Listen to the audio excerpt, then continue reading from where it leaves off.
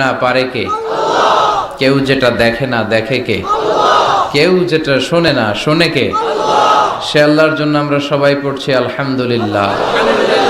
আওয়াজ করে পড়ি রব্বানা লাকাল হামদ হামদান কাসীরান তাইয়িবান মুবারাকান ফীহি ইয়া রাব্বি লাকাল হামদু কামা ইয়ানবাগি লিজালালি ওয়াজহিকা ওয়া আযীমি সুলতানিকা লাকাল হামদু বিল ঈমান লাকাল হামদু বিল ইসলাম লাকাল হামদু বিল কোরআন।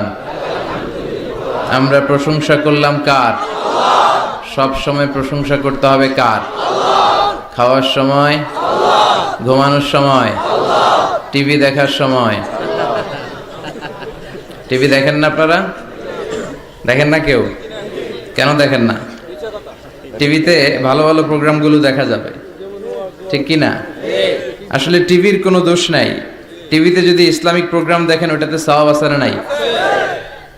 আপনি খারাপ প্রোগ্রাম দেখলে যেমনি আপনার আমলনামাতে গুনাহ লেখা হবে, অন দ্য কন্ট্রারি তার বিপরীতে আপনি ভালো প্রোগ্রাম দেখলে আপনার আমলনামায় সওয়াব দিবে কে? একই ছুরি দিয়ে ডাকাত মানুষ মারে, আর ওই একই ছুরি দিয়ে ডাক্তার অপারেশন করে রোগী বাঁচায়। এজন্য ছুরির কোনো দোষ নাই, দোষ হচ্ছে ওই ছুরিটাকে কোন কাজে ব্যবহার করা হচ্ছে। টেলিভিশনের কোনো দোষ নাই। টেলিভিশনে আমরা লাইভ প্রোগ্রাম দেখি না? কাবা ঘরে কখন কোন সালাত হচ্ছে, যারা তাইফিন তাওয়াফকারী তারা কিভাবে তাওয়াফ করছে, মসজিদে নববীতে ঠিক এই মুহূর্তে কি পরিবেশ, কিরকম মানুষের সমাগম, তার সবগুলো দেখার সুযোগ আছে না নাই? ওখান থেকে যদি আপনি তেলাওয়াত শোনেন আপনার উপর রহমত নাজিল করবে কে? কিন্তু আপনি যদি অশ্লীল ভিডিও দেখেন, নাচ দেখেন, গান দেখেন, গুনাহ আছে না নাই? তার মানে টিভি দেখাতে কোনো দোষ নাই, দোষ হচ্ছে আপনি কি দেখছেন সেই প্রশ্নে। চিল্লায় বলেন ঠিক কিনা? এজন্য আমাদের যাদের ঘরে টিভি আছে আমরা যেন ভালো ভালো প্রোগ্রামগুলো দেখি। ডিশ লাইন আছে না অনেকের, মনিটরিং করতে হবে। যারা ডিশের ব্যবসা করে এদেরকে বলে দিতে হবে যে সব চ্যানেল আমি দেখতে চাই না, সব চ্যানেল আমি দেখতে চাই না। টাকা দিয়ে কিনি তাই বলে সব চ্যানেল দেখবে এমনটা নয়। টাকা দিয়ে কিনেন বলে কলার সাথে কলার ছোলাও খান নাকি আপনারা? কথা কন। টাকা দিয়ে কিনি বলে বাদামের সাথে বাদামের খোসাও খাই, ওইটা কিন্তু ঠিকই খোসা ফেলে দেই তারপর বাদামটা খাই, ছোলা ফেলে দেই তারপর কলাটা খাই। তো টাকা দিয়ে ডিশ কিনি বিদায় সব দেখা যাবে না। ছেলে মেয়েগুলো কোন চ্যানেলগুলো দেখতে পারবে, কোন চ্যানেল দেখা যাবে না, এটা আপনি বেঁধে দিবেন। কারণ আপনার জন্য পুরো ফ্যামিলির প্রত্যেকটা মেম্বার্স কি করছে না করছে সবটা আমানত। আমানতের বাইরে কেউ না। যিনি মসজিদের ইমাম, মসজিদের সব দায় দায়িত্ব তার কাঁধে আমানত।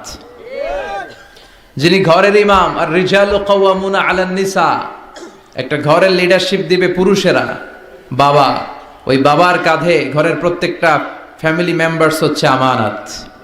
এলাকার যিনি চেয়ারম্যান তার পুরো ইউনিয়ন পরিষদ তার কাঁধে আমানত।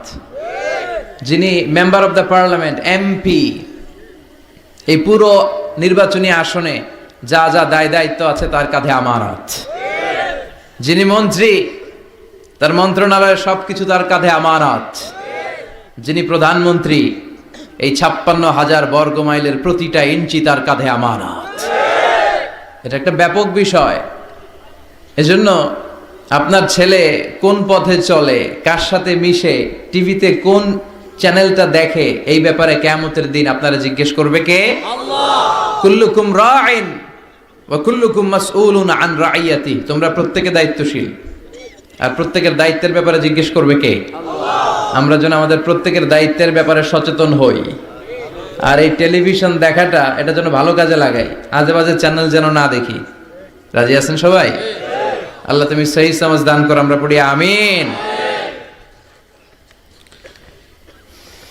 দক্ষিণ রামপুর, কুমিল্লা সদর দক্ষিণ, আজকের এই তাফসিরুল কোরআনের প্রোগ্রাম।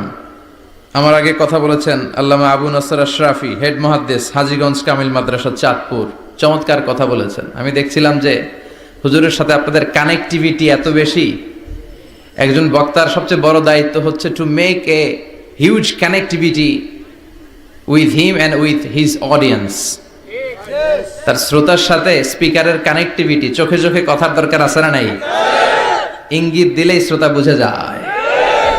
ভেঙে চুরে এক্সপ্লেনেশন করার দরকার হয় না। তো আমি দেখছিলাম যে হিউজ কানেক্টিভিটি, চমৎকার, আল্লাহর অস্তিত্ব নিয়ে, আল্লাহর ক্ষমতা নিয়ে